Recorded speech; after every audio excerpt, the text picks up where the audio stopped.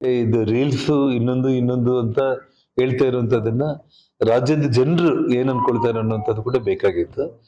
ಹಾಗಾಗಿ ನಾನು ದಯಮಾಡಿ ಇದು ನಿಮಗೆ ಗೊತ್ತಾಗ್ದೇನೋ ಹೊಸದಾಗಿ ಬಂದಿರೋ ಕಾರಣ ನಿಮ್ಮ ಕೆಳಗಡೆ ಇರೋ ಅಧಿಕಾರಿಗಳು ಹೇಳಿರೋದನ್ನ ನಮ್ಮ SP ಅವರು ಏನ್ ಹೇಳಿದ್ದಾರೆ ಅದನ್ನ ಬಿಡ್ರಿ ತಾವು ದಯಮಾಡಿ. ಯಾಕಂದ್ರೆ ಇವಾಗ ನಮಗಂತೂ ಮನೆ ಮೇಲೆ ಆಗಿರುವಂತ 5,000-6,000 ಜನಗಳ ಜೊತೆ ಆಗಿರುವಂತ ಒಂದು ದಾಳಿ ಆಗಿರ್ಬೋದು. ನನಗೆ ನಿನ್ನೆ ನಾನೊಂದು ವಿಡಿಯೋ ನಮ್ಮವರು ಎಲ್ಲ ಆಗಿರೋ ಘಟನೆಗಳ ಬಗ್ಗೆ ಅಸೆಂಬ್ಲಿಯಲ್ಲಿ ಚರ್ಚೆ ಮಾಡ್ಲಿಕ್ಕೆ ಎಲ್ಲ ನಮ್ಮ ನಾಯಕರುಗಳು ಕೊಡೋದಕ್ಕೆ ರೆಡಿ ಮಾಡ್ತಾ ಇದ್ರು. DK ಶಿವಕುಮಾರ್ ಅವ್ರ ಪ್ರೆಸ್ ಮೀಟ್ ಅಲ್ಲಿ ಮೋಸ್ಟ್ಲಿ ನಮ್ಮ ನಾಗರಾಜ ಕೇಳಿದ್ದಂತ ಅನ್ಕೊಳ್ತೀನಿ. ಅಂದ್ರೆ ತಲೆಗೆ ಇಲ್ಲಿ ಏನಾದ್ರು ಒಳಗಡೆ ಹೋಗಿದೇನಂತ DK ಶಿವಕುಮಾರ್ ಅವ್ರು ಕೇಳಿದಾಗ, ತಲೆಗೆ ಬಿದ್ದಿದ್ರೆ ಅವ್ರು ಹೆಂಗ್ ಮಾತಾಡ್ತಾ ಇದ್ರು ಅಂತ ಹೇಳಿ ಪ್ರಶ್ನೆ ಕೇಳಿದಾಗ ಇಮಿಡಿಯೇಟ್ ಆಗಿ ಅವ್ರು ನನ್ಗೆ ಗೊತ್ತಿಲ್ಲ ಅಂತ ಹೇಳಿ ತಲೆ ತಗ್ಗಿಸ್ಕೊಳ್ತಾರೆ. ನಾನು ಹೇಳ್ತಾ ಇರೋದು ಏನಂತಂದ್ರೆ, ಈ ವಿಷಯದಲ್ಲಿ ನೋಡಿ ಪೊಲೀಸರು 3 ಗನ್ಮೆನ್ಗಳನ್ನ ಅರೆಸ್ಟ್ ಮಾಡಿ ಕೈ ತೊಳ್ಕೊಂಡ್ಬಿಟ್ಟಿದ್ದಾರೆ. ಅವನು ಸತೀಶ್ ರೆಡ್ಡಿಗೆ ಪೆಟ್ಟಾಗಿದೆ ಅಂತ ಹೇಳಿ ಇಲ್ಲಿ 7-7:30 ಇನ್ನ ಗಲಾಟೆ ಆಗ್ತಾ ಇದೆನೋ ಇಲ್ಲನೋ ಅವನ್ನ ತಪ್ಪಿಸಿದ್ದಾರೆ. ಓಪಡಿಯಲ್ಲಿ ತಲೆಗೆ ಕ್ಲಾತ್ ಸುತ್ತಿದ್ದಾರೆ. ಇವಾಗ ನಾವು ವಿಡಿಯೋಗಳು ರಿಲೀಸ್ ಮಾಡಿರೋದು ನಮ್ಮ ಹುಡುಗರಿಗೆಲ್ಲ ತಲೆಗೆ ಗಾಯ ಆಗಿರುವಂತದ್ದು, ಬ್ಲಡ್ ಸೋರ್ತಾ ಇರುವಂತದ್ದು, ಹಂಗೆ ಕೈಯಲ್ಲಿ ಇಟ್ಕೊಂಡು ಹಂಗೆ ಆಸ್ಪತ್ರೆಗಳಿಗೆ ಹೋಗಿ ಮಾರನೇ ದಿನ ಪ್ರೆಸ್ ಮುಂದೆ ಅವರೆಲ್ಲರನ್ನೂ ಕೂಡ ನಾವು ಪ್ರೆಸೆಂಟ್ ಮಾಡಿದ್ದು. ಸತೀಶ್ ರೆಡ್ಡಿಗೆ ಅಂತ ಒಂದು ಗಾಯ ಆಗ್ಬಿಟ್ಟು ಅವನಿಗೇನು ಬ್ರೈನ್ ಡ್ಯಾಮೇಜ್ ಆಗ್ಬಿಟ್ಟು ಅವನು ಕೋಮಾದಲ್ಲಿ ಇರುವಂತ ಒಂದು ಪರಿಸ್ಥಿತಿ ಇಂಥದ್ದು ಯಾವುದು ಕೂಡ ಇಲ್ಲ ಅಲ್ಲಿ. ಅವನ್ನ ಇದ್ದಕ್ಕಿದ್ದಂಗೆ ಇಲ್ಲಿಂದ ಚಾನಲ್ ಶೇಖರ್ನ ಮತ್ತು ಸತೀಶ್ ರೆಡ್ಡಿನ ಪೊಲೀಸರು ತಗೊಂಡೋಗ್ಬಿಟ್ಟು ಅವನ ತಲೆಗೆ ಬಟ್ಟೆ ಸುತ್ತಿದ್ರು.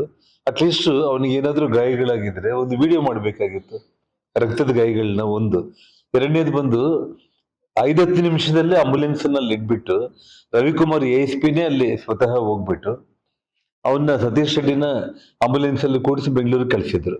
ಅವನು ಆರಾಮಾಗಿ ನಡ್ಕೊಂಡು ಬಂದು ಆಂಬುಲೆನ್ಸ್ ಅಲ್ಲಿ ಕೂತಿದ್ದನ್ನ ನಾನು ನಿಮ್ಗೆ ತೋರಿಸಿದ್ದೆ. ಮತ್ತೆ ಅವನು ವಿಕ್ಟರಿ ಸಿಂಬಲ್ ನ ತೋರಿಸಿದ್ದು ನಾನು ತೋರಿಸಿದೆ.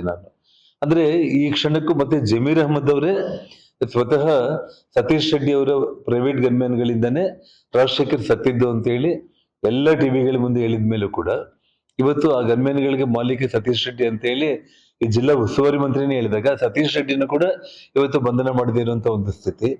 ಅದೇ ಗನ್ಮ್ಯಾನ್ ಗಳನ್ನ ಕರ್ಕೊಂಡು 9 ಗಂಟೆಗೆ ಭರತ್ ರೆಡ್ಡಿ ನಮ್ಮ ಮನೆ ಮುಂದೆ ಬಂದು ಅದೇ ಪ್ರೈವೇಟ್ ಗನ್ಮ್ಯಾನ್ ಗಳು ಆ ರಾಜಶೇಖರ್ ಸುತ್ತಿವರದೇ ಓಡಾಡ್ತಾ ಇರ್ತಾರೆ. ಅವರು ಆ ಹುಡುಗ ಹಿಂತಿರುಗಿ ಓಡೋ ಟೈಮ್ನಲ್ಲಿ ಅವನ್ನ ಫೈರ್ ಮಾಡಿ ಸಾಯಿಸಿದ್ದು. ಒಂದು 4-5 ಅಡಿ ಡಿಸ್ಟೆನ್ಸ್ ಅಲ್ಲೇ ಭರತ್ ರೆಡ್ಡಿ ಅಲ್ಲೇ ಇದ್ದಾನೆ. ಆ ಸಂದರ್ಭದಲ್ಲಿ ಭರತ್ ರೆಡ್ಡಿನೂ ಇದುವರೆಗೆ ಅರೆಸ್ಟ್ ಮಾಡಿಲ್ಲ. ಅಂದ್ರೆ ಏನ್ ನಡೀತಾ ಇದೆ ಅನ್ನೋದನ್ನ ಇವತ್ತು ನೀವೇ ಇದಕ್ಕೆಲ್ಲದಕ್ಕೂ ಕೂಡ ಸಾಕ್ಷಿ.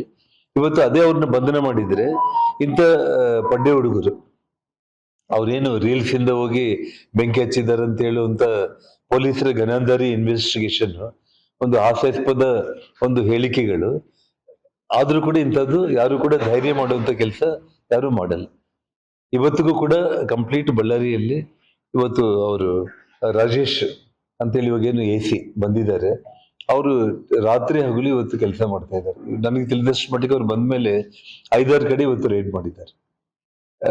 ಕಂಪ್ಲೀಟ್ ಎಲ್ಲ ಕಡೆ ಉಸುಗಾಗಿರ್ಬೋದು, ಪಡಿತರ ಅಕ್ಕಿ ಆಗಿರ್ಬೋದು, ಬೇರೆ ಬೇರೆ ಈ ಅಕ್ರಮ ಕೆಲಸಗಳನ್ನ ಅವ್ರ ರೂಟಲ್ಲಿ ಅವ್ರ ಇಲಾಖೆ ವ್ಯಾಪ್ತಿ ಒಳಗಡೆ ಬರುವಂತ ಇದ್ರ ಮೇಲೆ ಅವ್ರು ರೇಡ್ ಮಾಡ್ತಾ ಇದ್ದಾರೆ.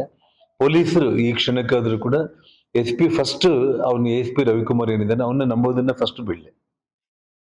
ಇಷ್ಟೊತ್ತಿಗಾಗ್ಲಿ ಇವರೆಲ್ಲರನ್ನ ಸತೀಶ್ ರೆಡ್ಡಿ ಭರತ್ ರೆಡ್ಡಿನ ಬಂಧನ ಮಾಡಿ ASP ಸಿಟಿ DSPನ ಇವತ್ತು ಹೊರಗಡೆ ಕಳಿಸ್ಬಿಟ್ಟಿದ್ರೆ ಅಟ್ಲೀಸ್ಟ್ ಅಂದ್ರೆ ಕೂಡ ಜನಗಳಲ್ಲಿ ಆಯ್ತು ಸರ್ಕಾರ ಒಂದು ಕ್ರಮ ಕೈಗೊಳ್ತಾ ಇದೆ, ಒಂದು ಭಯದ ವಾತಾವರಣ.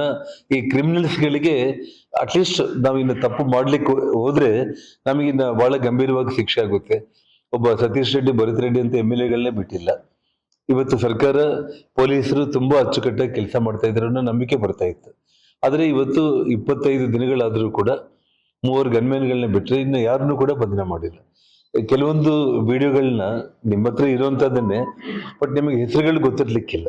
ನಟೋರಿಯಸ್ ರೌಡಿ ಗ್ಯಾಂಗ್ಗಳೇನಿದ್ರು ಬಳ್ಳಾರಿಯಲ್ಲಿ ಭರತ್ ರೆಡ್ಡಿ ಹಿಂಬಾಲಕರು ಪೊಲೀಸರ ಮೇಲೆ ಯಾವ ರೀತಿ ದಬ್ಬಾಳಿಕೆ ಮಾಡಿ ಪೊಲೀಸರನ್ನೇ ತಳ್ಳಿ ಲಾಠಿಗಳನ್ನ ಅವ್ರ ಕೈಯಿಂದ ಕಸ್ಕೊಂಡ್ಬಿಟ್ಟು ನಮ್ಮ ಮನೆಗಳ ಮೇಲೆ ಕಲ್ಲು ತೂರಾಟ ಮಾಡಿರುವಂತವ್ರು, ಬಾಟಲ್ಗಳು ಎಸೆದಿರುವಂತವ್ರು, ಅವ್ರ ಹೆಸರುಗಳ ಸಮೇತ ವಿಡಿಯೋ ಇದೆ, ನಾನು ತೋರಿಸ್ತೀನಿ. ಕನಿಷ್ಠ ಪಕ್ಷ ಅವ್ರನ್ನು ಕೂಡ ಇವತ್ತುವರೆಗೂ ಕೂಡ ಬಂಧನ ಮಾಡದಿರುವಂತ ಒಂದು ದುಸ್ಥಿತಿಯಲ್ಲಿ ಇವತ್ತು ಸರ್ಕಾರ ಪೊಲೀಸ್ ವ್ಯವಸ್ಥೆ ಇದೆ ಅಂತಂದ್ರೆ ಇನ್ನ ಏನ್ ಬೇಕಾದ್ರೆ ಇನ್ನ ಒಂದು 4-5 ದಿನಕ್ಕೆ ಇನ್ನೊಂದು ಘಟನೆ ಅಂತ ಹೇಳಿ ನಾವು ಬರೋ ದಿನಗಳಲ್ಲಿ ಕೇಳೋ ಪರಿಸ್ಥಿತಿ ಬಳ್ಳಾರಿಯಲ್ಲಿ ಬರ್ಬೋದಾ ಅನ್ನುವಂತ ಒಂದು ಪ್ರಶ್ನೆ ಮೂಡುತ್ತೆ. ನಿರ್ಭೀತ, ನಿಷ್ಪಕ್ಷಪಾತ, ವಿಶ್ವಾಸಾರ್ಹ ಸುದ್ದಿಗಳಿಗೆ ಮತ್ತೊಂದು ಹೆಸರಾಗಿರುವ ನ್ಯೂಸ್ 18 ಕನ್ನಡ ಈಗ ಆಪ್ನಲ್ಲೂ ಲಭ್ಯವಿದೆ. ದಯವಿಟ್ಟು ಇಲ್ಲಿರುವ QR ಕೋಡ್ ಸ್ಕ್ಯಾನ್ ಮಾಡಿಕೊಂಡು ಆಪ್ ಡೌನ್ಲೋಡ್ ಮಾಡೋದಕ್ಕೆ ಮರಿಬೇಡಿ. ನಿಮ್ಮ ಬೆಂಬಲ ಹೀಗೆ ಸದಾ ನಮ್ಮೊಂದಿಗಿರಲಿ.